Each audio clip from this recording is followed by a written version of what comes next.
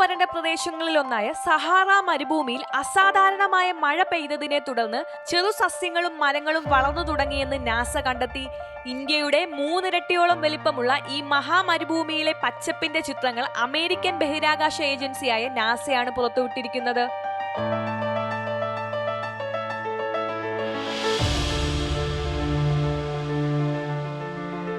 ഈ പ്രതിഭാസത്തിന് കാരണം കനത്ത മഴയാണെന്ന് പഠനങ്ങൾ ചൂണ്ടിക്കാട്ടുന്നു. സെപ്റ്റംബർ ആദ്യം പെയ്ത കനത്ത മഴയെ തുടർന്നായിരുന്നു ഇതിന്റെ ആരംഭം. സെപ്റ്റംബർ 7, 8 തീയതികളിൽ ഉണ്ടായ ഉഷ്ണമേഖലാ ചുഴലിക്കാറ്റിന് ശേഷം മൊറോക്കോ, അൾജീരിയ, ടുണീഷ്യ, ലിബിയ എന്നിവിടങ്ങളിലാണ് സസ്യജാലങ്ങൾ മുളപൊട്ടിയത് എന്ന് നാസയിൽ നിന്നുള്ള ഉപഗ്രഹ ചിത്രങ്ങൾ കാട്ടുന്നു.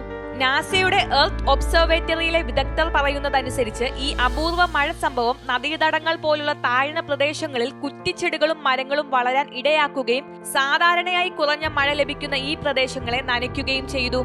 ഈ തീവ്രമായ മഴ ചെടികൾക്ക് ഈർപ്പം വേഗത്തിൽ പ്രയോജനപ്പെടുത്താൻ അനുവദിക്കുന്നു. മാത്രമല്ല, മരുഭൂമിയെ താൽക്കാലികമായി ഒരു ഹരിത ഭൂപ്രകൃതിയാക്കി മാറ്റുകയും ചെയ്യുന്നു.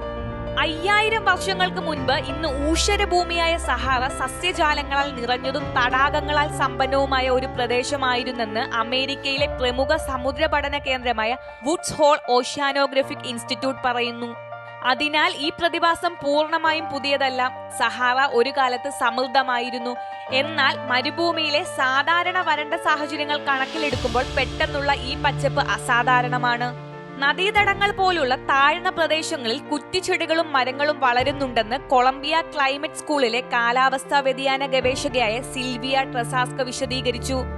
അതേസമയം ഈ പച്ചപ്പിന് ആയുസ് കുറവായിരിക്കാമെങ്കിലും ഭൂമിയിലെ ഏറ്റവും വരണ്ട സ്ഥലങ്ങളിൽ പോലും കാലാവസ്ഥാ വ്യതിയാനങ്ങൾ എങ്ങനെ അപ്രതീക്ഷിത മാറ്റങ്ങൾ കൊണ്ടുവരുന്നു എന്നതിന്റെ പ്രധാന ഉദാഹരണമാണിത്.